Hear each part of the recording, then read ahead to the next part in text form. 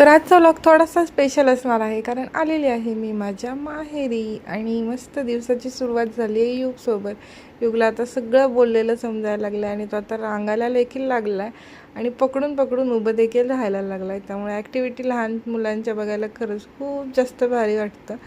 त्यानंतर नाश्त्यासाठी मस्त बहिणी पावभाजी बनवलेली होती. मस्त पावभाजी खाल्ली आणि इथं आमच्या बंधुराजांचं चाललेलं होतं नाश्ता करायचं. 2-2 नाश्ते करतोय, पोहे पण आणि पावभाजी पण. आणि इथं काका युगला मस्त खेळवत येते, खुश झालेला होता तो. त्यानंतर पडलो घराच्या बाहेर मावशीकडे जायला आणि आपल्या गावातून जाताना खरंच खूप जास्त वेगळं समाधान असतं.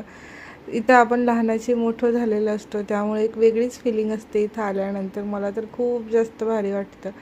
त्यानंतर मावशीकडे जायचं आहे, खाऊ घ्यायला थांबलो. खाऊ वगैरे घेतला. तिथं गेल्या अन्वी मॅडमनी मस्त सरबतावर ताव मारला आणि मावशीचा होता उपवास, तर ती पापड वगैरे फ्राय करत होती आणि मस्त उपवासाचे पापड फ्राय केले, आम्हाला सगळ्यांनाच खायला दिले. मस्त असं नाश्ता वगैरे केला आणि मग यायला निघालो. तर जाता जाता मस्त हळदी कुंकवाचा आमचा कार्यक्रम झाला आणि माझी तब्येत थोडीशी बरी नाही आहे, त्यामुळे मला कुठंच मन आणि चित्त माझं लागत नव्हतं. तर इथं मावशीने मस्त अशी इथं पूजा देखील केलेली होती. खूप प्रसन्न वाटलं पूजा बघून.